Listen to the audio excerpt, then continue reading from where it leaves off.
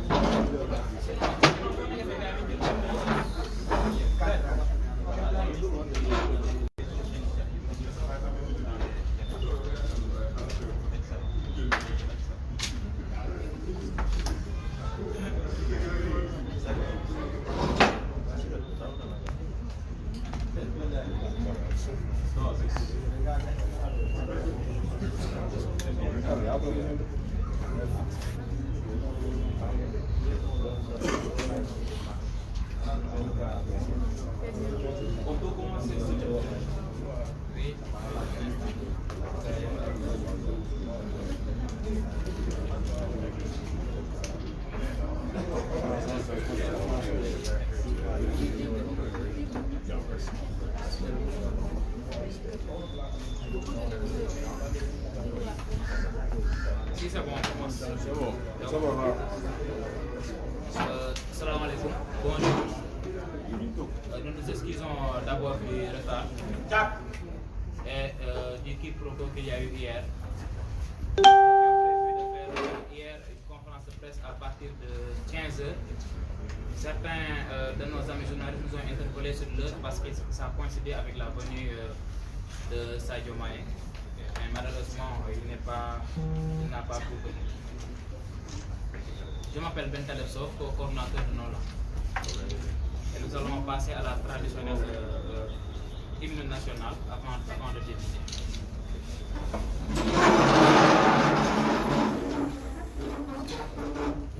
À toi. 1, 2, 3.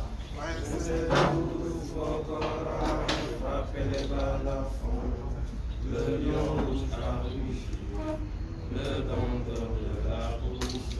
Nos bons étaient lancés, d'ici par les ténèbres, soleil c'est mon cœur, soleil c'est mon espoir. Debout frères, nous voici, l'Afrique rassemblée, suivre le verre, épaule contre épaule, mais plus que frères, au Sénégal est debout, unissons la unissons la forêt, salut Afrique mère.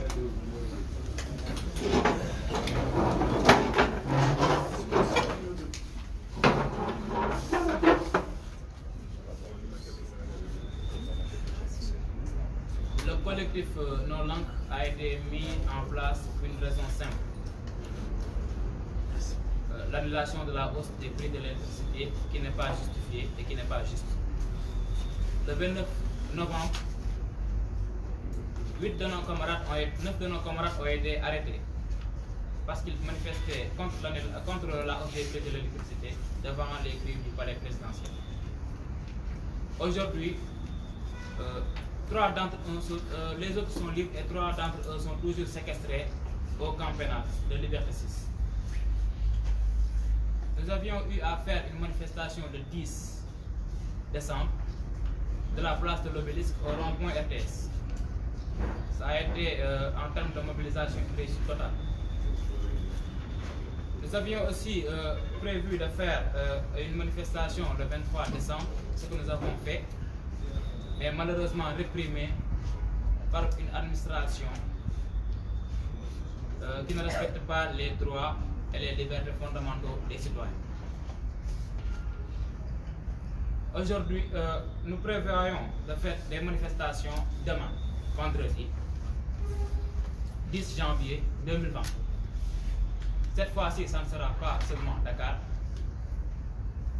Il y aura Mbour, Kaolack, Kaffrine, Kolda, Diourbel et Thiès. Pour les itinéraires, Dakar, de 15 h à 18 h, nous marcherons de la place de l'Obélisque au rond-point RTS. À Mbour, nous marcherons de la station Shell à la préfecture. À Kaolack, un sitting devant la Sénélec. À Kaffrine, nous marcherons de l'ancienne mairie au marché central. À Kolda, nous marcherons de l'arbre Moussa Molo à la Sénélec. À Diourbel, le départ se fera au siège de la LONASE. À Thiès, sitting devant la Sénélec. Je vais laisser le soin à M. Amadou Gueye de développer en français et en wolof M. Fadel Ba.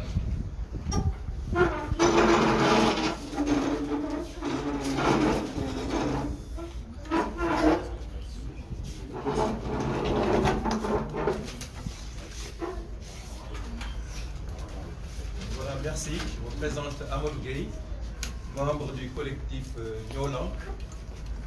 Comme l'a rappelé M. Ben Taleb, demain, Inch'Allah, nous invitons tous les Sénégalais désireux de montrer leur opposition à la hausse injustifiée des tarifs de l'électricité et soucieux de faire respecter la loi, et donc en libérant nos camarades.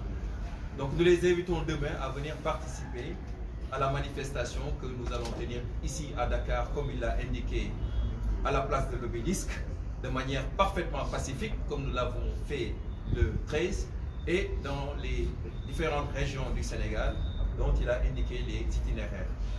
Je voudrais juste en profiter pour rappeler pourquoi nous manifestons. 1. Nos camarades ont été arrêtés parce qu'ils s'opposaient à la hausse injustifiée de l'électricité. On a dit qu'ils n'ont pas le droit de manifester au centre-ville.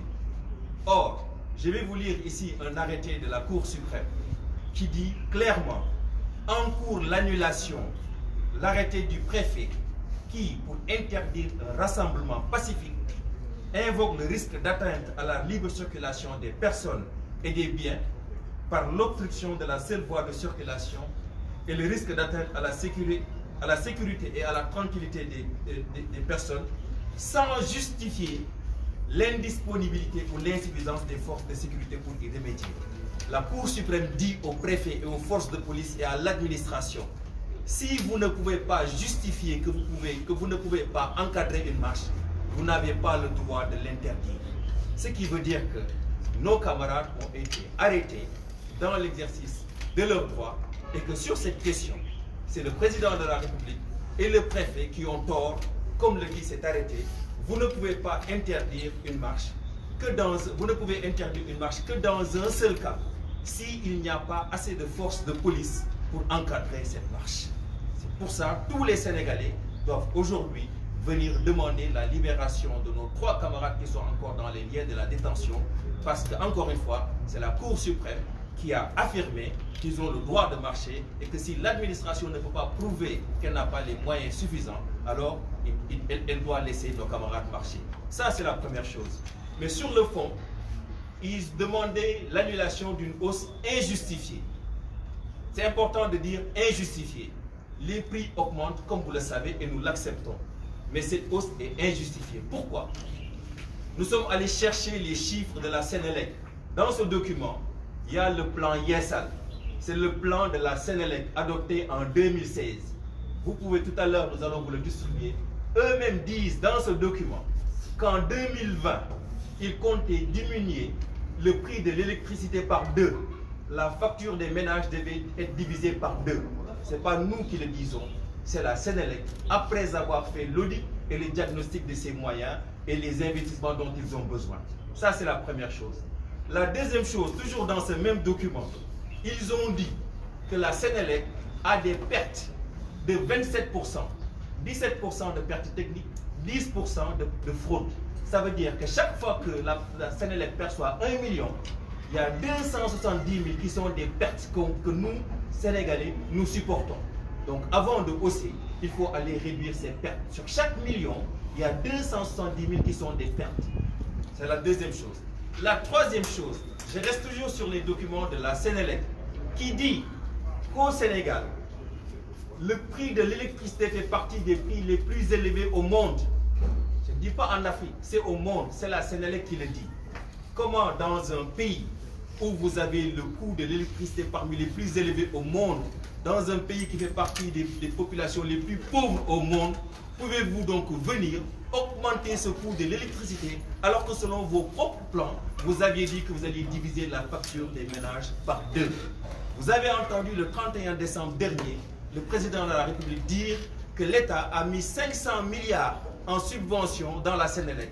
La Sénélec elle-même est allée emprunter plus de 600 milliards. Donc il y a eu 1100 milliards qui sont allés dans les investissements de la Sénélec. En 2017, la Sénélec a dit qu'elle avait 1027 MW de capacité qui lui permettaient de satisfaire aux besoins des Sénégalais jusqu'en 2023. Ça aussi, c'est dans ce document. Nous n'inventons absolument rien du tout. Donc, ce que nous disons, c'est que lorsqu'il y a moyen d'aller économiser en réduisant vos coûts, parce qu'aujourd'hui, la Sénélec achète l'électricité 2 fois plus cher que le coût réel. Pourquoi ne pas aller renégocier ces contrats pour ne pas faire cette hausse? Pourquoi ne pas baisser les 27% de pertes en fraude et pertes techniques avant de demander la hausse? Où sont passés tous ces investissements déclarés, puisque nous avons la capacité depuis 2007 pour répondre aux besoins de tous les Sénégalais? Encore une fois, ce que nous disons, nous ne sommes pas contre la hausse des prix par-ci, par-là, nous sommes contre les hausses injustifiées. Tous les Sénégalais ne le savent pas. Donc, à travers cette manifestation, nous voulons aussi les sensibiliser sur les faits. nous ne sommes pas juste dans un combat contre le président Macky Sall, nous sommes dans un combat justifié pour la défense des conditions des ménages, parce que quand vous augmentez les prix de l'électricité, vous augmentez les prix de tous les produits.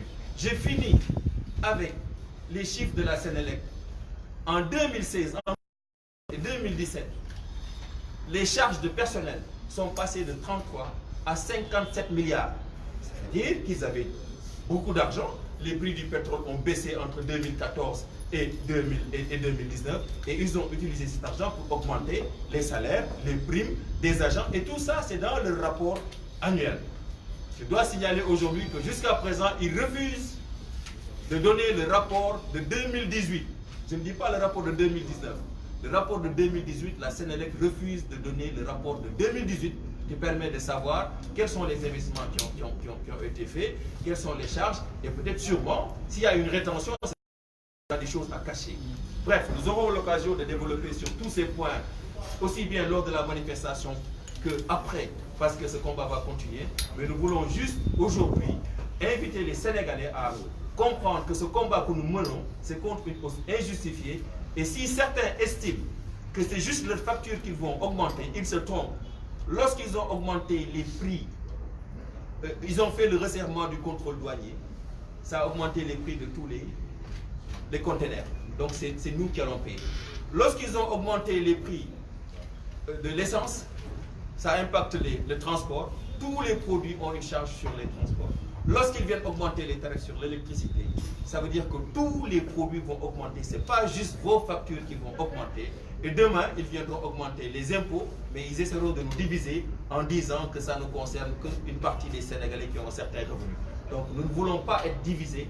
Tous les Sénégalais sont concernés et nous en profitons donc pour réitérer notre appel à toutes les organisations, à tous les Sénégalais qui veulent défendre leur pouvoir d'achat pour qu'ils viennent pacifiquement participer à cette marche pour faire reculer le gouvernement sur cette question et sur toute autre augmentation sur le coût de la vie. Voilà, je vous remercie et donc je vais passer la parole à M. Fadel Barro.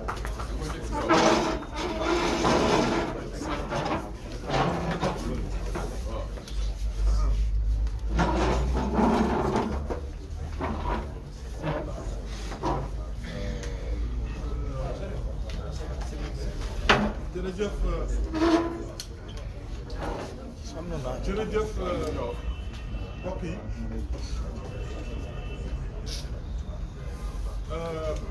dañu dajee tey taxaw di waajal manifester bi nga xam ne doxu ñaxtu bi nga xam ne moom la ñu dëlmal te muy ajjuma ji di ñëw ginnaaw buñ jullee ajjuma ba pare ñu tàmbalee ko fële suba ci place de l'Obélisque dox ndànk ci jàmm ba buntu RTS dox ba buntu RTS nag mi ngi am ginnaaw jamono ji nga xam ne waa Noo Lank wër nañ képp koo xam ne sénégalais jox nañ la bopp muy ci politique bi dem nañu seeti parti muy ci social bi dem nañu seeti syndicat yi muy ci économie bi dem nañu seeti ña nga xam ne ñoom ñoo yore économie ñu mel ni defarkatu mburu yi dem nañ seeti ñëpp pour que ñëpp yëgandoo xëy na nag buñ ci yëgee nañ dem seeti sëriñ si dañ seeti képp koo xam ne Sénégal jox na la bopp ak waa jàpp pour que ñëpp xam ne xeex bi xeexu citoyen la xeex bi xeexu njëriñu askan wi la ndax nguur gi dafa rek ne fokk mu addu leen kalpe nguur gi def ne fokk rek mu jël ci seen poche pour mën a continuer di dundam boobu nga xam ne seeraayu dundam bi nga xam ne moo ñu indi lii yëpp xeex bi nag ñaara ko ci ñaari tànk la ñuy dox tànk bi ci njëkk mooy suñu xarit bi ñu jàpp tëj leen ci kaso bi Amadou delsi na sànq ci benn kayit bu am solo Cour suprême moo ko wax à chaque fois préfet ne marché bi autorisé wu ma ko ndax trouble à l'ordre public la wala autorisé wu ma ko ndax dama amul mënuma ko sécurité daf indil sécurité booba préfet wax na loo xam ne àndut ak yoon ndax moom ki ko yilif muy Cour suprême nee na ñoom amuñu droit aaye manifester lu dul ñoom dañoo wane ne amuñu ay policiers yu ñu mën a sécuriser marche boobu kay gaa ngi ni dara nañ loolu wane na ne jàpp bi ñu jàpp Guy Marius Sagna Fallou Galass Seck ak Ousmane Sarr tooñ la ak jaay doole moo leen bàyyi ci kaso gi waaye lu ci yoon nañ ko teg beneen bi nga xam ne fësal nañ ko tey ci wàllu courant ndax boobu ba léegi dégg nañ ci nguur gi ñuy jéem a xaajale sénégalais yi nga xam ne ñoo dëkk ci kaw gi ak sénégalais yi dëkk ci taax yi naan léeg-léeg ñi ñu yokku ak sénégalais yi nga xam ne am nañ as tuut ak sénégalais yu amul as tuut ku xam Sénégal xam ne dëkk solidarité la maanaam dimbalante la waaye nag dimbalante day fekk mu commencé ca bopp ba ñoom ña ca kaw yor réew mi ñu jox leen ay oto yu seer jox leen ay xaalis jox leen lu ne pour ñu jiite réew mi ñoom bu fekkee nangu nañu dimbalante ak ñun wàññi seen dundin gi rek askan bi du boobaa dina mën a dégg waaye defuñu ko lu tax parce que beneen kayit goo xam ne waa Sénégal ñoo ko bind génnee ko ci seen palang bi ñuy woowee yeesal Amadou dem doxantu ci xool lan tawa kayit gi wane ne ndëkkate yoo Sénélec ñoom sax jamono jiñ naan dañuy yokk dañu waroon a wàññi ñoom dañ ko waxoon ca 2017 ne 2016 ne bu nee ba 2020 danañu wàññi courant bi ndax bu leen fàttalikoo Macky dafa ñëwoon fekkoon fi plan tàkkal ne wéy tàkkal bi baaxul mu indi yeesal yeesalam googu dafa waroon a wàññi courant ñoom ñoo ko bind ñoo ko wax ñoo ko biral ci ay chiffres yu leer na waaye defuñu ko tey ñu bëgguñu dañuy yokk kon yokk googu am na leneen lu ci rax te sénégalais yi waruñu ko nangu. beneen bi ci des ci seen kayit gi ba tey kayit gi nee na Sénégal nga ko bind de nee na adduna bi yëpp maa fi gën a seer courant Sénégal mooy bu xonq yeneen yi ñoo nekk bi yeneen dëkk yi Sénégal mooy bu xonq ñoom Sénégal seen bopp nee nañ ñoom li ñuy defaree courant moo gën a seer ci adduna bi ndax seen courant dafa seer waaye bu dee sa courant moo gën a seer ci adduna bi ci askan bu mel ni bu Sénégal nga xam ne gis ngeen mbay mi nu mu demee gis ngeen njàng meeg njàngale mi nu mu sooxee gis ngeen am fi liggéey nu mu jaxee ba xale yi di jël géej gi nga ne léegi da leen bëgg a yokkalaat courant boobu waaye di ñàkk yéen mën dem waaye buñ ko nangoo waaye seen kayit gi ba tey nee nañu ñoom seen bopp nee nañu ndekete yoo courant bi sax li muy seer ndekete perte yi ñuy perte la ndax xëy na seen installation yu màgget waaye xëy na aussi ak yenn gi ci càcc gi nee nañ càcc gi ak perte yi ñuy perte ci yoon bi bu ñuy tukkiloo courant bi moom moo waral ndekete yoo courant bi seer donc ñoom kañ bu ñuy wàññi bu ñu bëggee wàññi xam nañ fi ñu jëm bu ñu bëggee yokk it xam nañ fi ñu jëm lu tax ñu bëgg a seet ci poste Sénégal yi te seetuñ ñoom ci seen doxalin lu mun a wàññi courant am nañ fu ñu mun a xool ci doxalinu Sénégal xooluñu ko parce que boo xoolee seen même rapport bi nee na leen ak yi ci ginnaaw Sénégal bu fekkoon ne ay 30 milliards la doon fay tey jii dem na ba ay 130 milliards ci lu ëpp ay milliards yu bëree li ngi ñoom ñoo ko bind wax ko ne bu ñu doon fay junni suñu agence yi pour ñu liggéey tey ñu ne di fay million ci mandal ci misaal ñoom ñoo ko wax donc loolu kayit yi yëpp nag dafay wane ne xeex bi nga xam ne noo lànk mi ngi koy xeexu ko rek ngir dafa bëgg nekk ci opposition xeex bi noo lànk di xeexu ko ngir rek dañu bëgg a def rek bëgg a yeefi na wala bëgg a yëngatu déedéet yërmande bi ñu am ci askan bi la ñu bëgg nguur gi am ko ci askan wi nguur gi nga xam ne dundam ñu ngi nekk ci oto yi milliards am ay institutions yoo xam ne yu dul jeex li ñuy dundee ñoom nanguwuñ ko wàññi ba pare bugg Sénégalais yi di leen ko financer rek di leen ko financer parce que yokk bi li mu làkk ci biir moo ne dañu soxla xaalis kese bugg askan wi financer rek moo waral nag comme ni ñu koy waxee saa su ne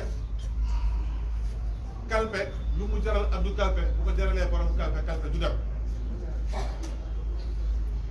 Daouda Bey ne moo koy nekk toujours kalpe lu mu jaral Abdou Kalpe bu ko jaralee borom kalpe du dem suñu doxu ñaxtu ajjuma bii nga xam ne dina am fële ca Kaolack am ci Kaffrine am ci Mbour am ci Kolda am ci fii ci Ndakaaru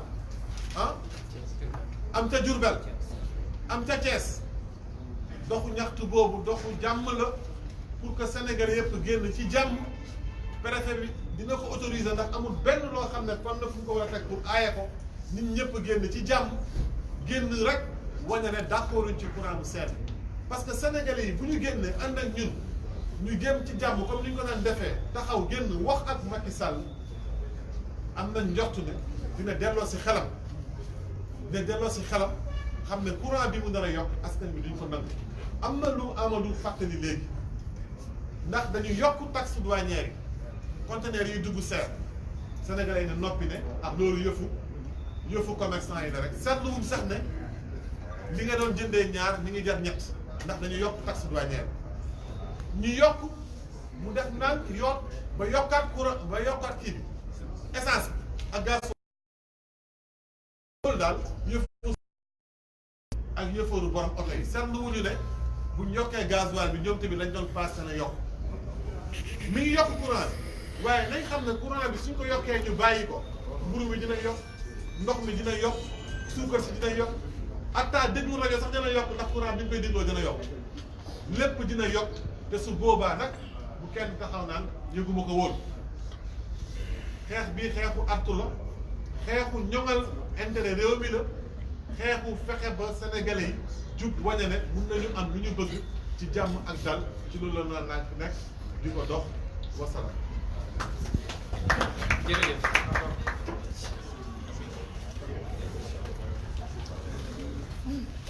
Juste pour vous rappeler que nous avons satisfait à toutes les obligations légales pour que la marche ait lieu dans les règles. Donc, nous avions déposé une lettre d'information sur la table du préfet depuis le 26 décembre. Mais comme d'habitude, il attend à la dernière heure pour délivrer l'arrêté. Si vous avez des questions,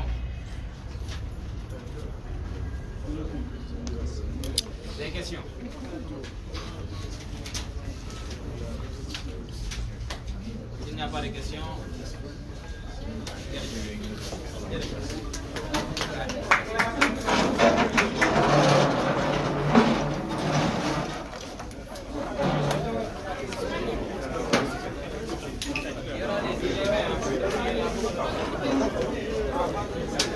Pas